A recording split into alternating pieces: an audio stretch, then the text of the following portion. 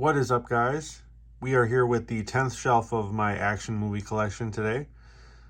Starting off with Public Enemies with Johnny Depp and Christian Bale, directed by Michael Mann. This movie was only average.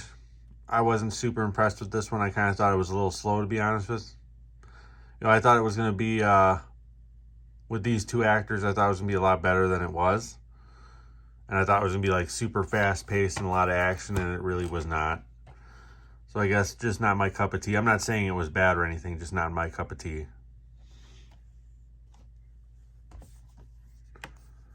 Then we have Bad Lieutenant, Port of Call in New Orleans with Nicolas Cage and Eva Mendes. This was the start of Nicolas Cage's straight-to-DVD career. Didn't like this movie at all either. For some reason, a lot of people say they really enjoyed this movie, and I don't get it, personally. But I mean, to each their own.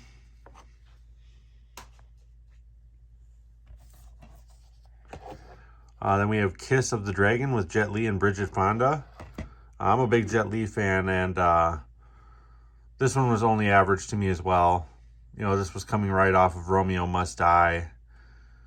So I was like, oh, this should be good, and it was only average. It was definitely not Romeo Must Die.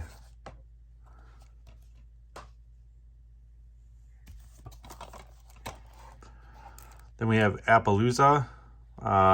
Generally don't like Westerns very much, but because of the cast, I was like, oh, this one could be good. I saw this in the theater. This is Viggo Mortensen, fresh off of A History of Violence and Lord of the Rings. And again, only average, not the best. You know, it takes a lot as far as Westerns go to impress me, and this one didn't do it for me.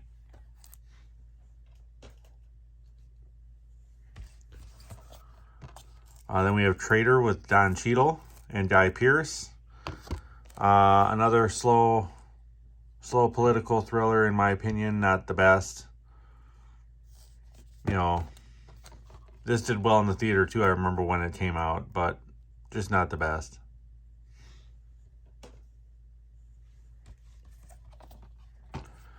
Then we have Indiana Jones and the Kingdom of the Crystal Skull.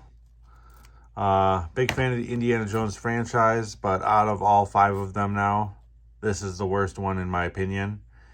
And that's even with Temple of Doom, and I really did not like Temple of Doom at all. And I felt this one was actually even worse than that. So, you know, it kind of got out there when it started, you know, aliens and stuff like that.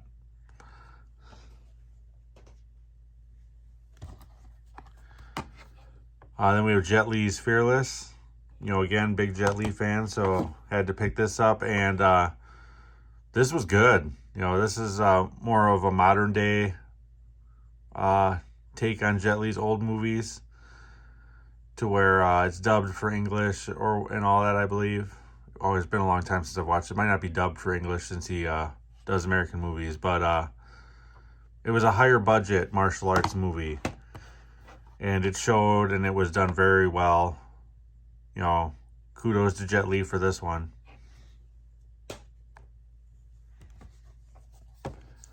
Then we have Kill Bill Volume 1. Not a fan of Quentin Tarantino. A lot of action in this movie, but I still found this movie to be very boring. Just not, you know, I guess Quentin Tarantino is just not my jam. But, yeah, I have it.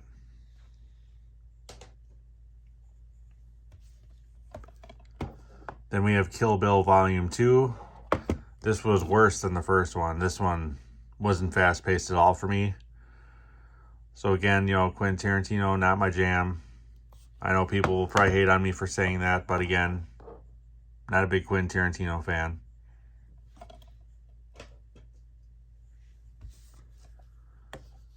Then we have Underclassmen with Nick Cannon. This one's more of a PG-13 kind of kids action undercover cop movie, and it was actually pretty good. You know, Cheech Marin and Nick Cannon did really well together. Rosalind Sanchez did great. So did Kelly Hu. So no complaints about this movie. Kind of an underrated movie. You should definitely check it out if you haven't seen it before.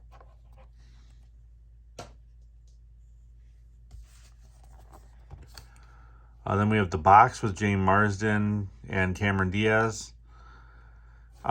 Interesting movie. A person shows up to your front door and asks you to push a button. You don't know what the button does. All they're asking you to do is push the button. So it kind of makes it interesting, like, well, why do you want me to push the button? Kind of thing. And it was kind of a twisted movie. It was okay. Comments down below if you've seen this movie. I'd like to hear your take on it.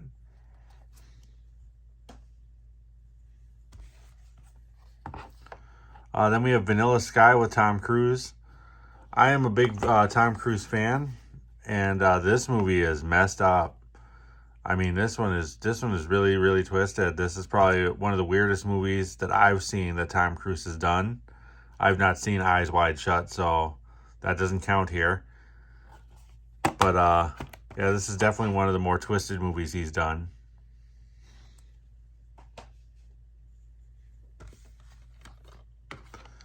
Then we have El Gringo with Scott Adkins and Christian Slater. One of Scott Adkins' B movies that came out right before The Expendables 2. And I was gearing up to check it out, because I'm a big Expendables fan, so had to check out people's new work going into The Expendables, and this one was only okay. It was definitely a straight-to-DVD movie. Then we have The Forbidden Kingdom. This one I had some big hopes for with these two being in the same movie together. And then I watched this movie and I was like, why did it have to be this movie? This movie sucks. Because it really does suck. I would have loved to have seen them more in a serious action martial arts movie together. And now it's they're both beyond their years, I guess you can say, especially Jet Li with his illness. So it's just a shame, as this one sucked. That one sucked big time. Big letdown. Then we have Jet Li Hero. This one was shot very well too. It looks like $1 million on the screen. Oh my god. This is something that I'd have to get. I'm going to have to try to upgrade to 4K if they've got it out there. Because visually this is just amazing. Worth checking out if you haven't seen it before, for sure.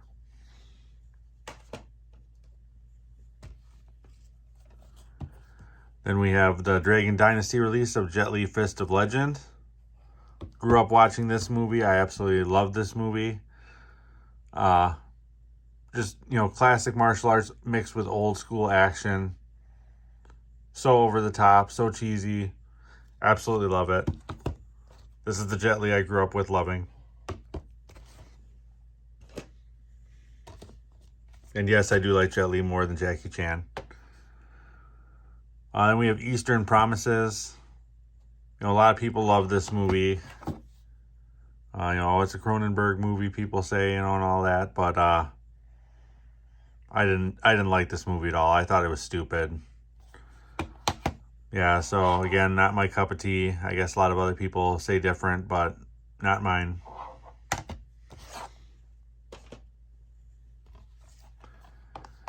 And then we have Redline. From what I read about this movie, this was the producer of this movie was dating the main girl here and wanted to put her in a movie. So he made this movie, and this movie was awful. And for some reason, I guess this is, when I've looked on eBay from time to time, I see it going for outrageous amounts of money for some reason, and I have no idea why. Because this is garbage right here.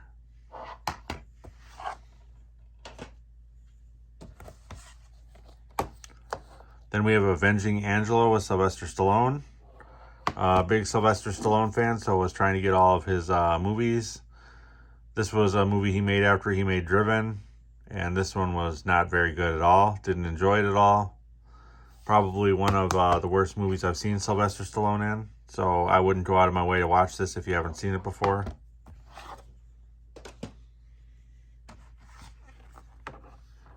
Then we have Batman Forever.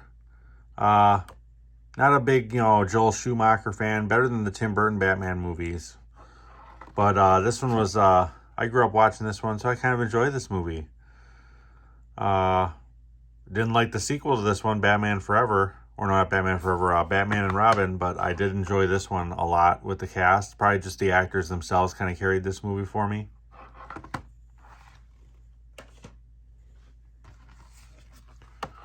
Then we have Wesley Snipes is Passenger 57. Classic old school action movie here on a plane. Wesley Snipes does great. You know, I love early Wesley Snipes as well.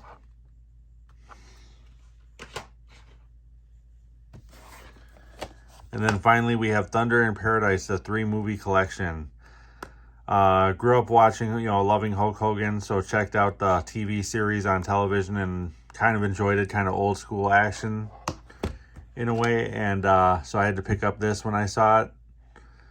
And it's just as cheesy as I remember. It's definitely not the best. It's not grade A acting by any chance. But I mean, it's more of a nostalgia pickup for me than anything. Comment down below if you've ever seen Thunder in Paradise and what you thought of it. But yeah, that'll do it for this shelf. If you like content like this, please like and subscribe. Your support is much appreciated. I'm also over on Letterboxd. The link to that is over in the profile description of this channel. Otherwise, until next time, guys.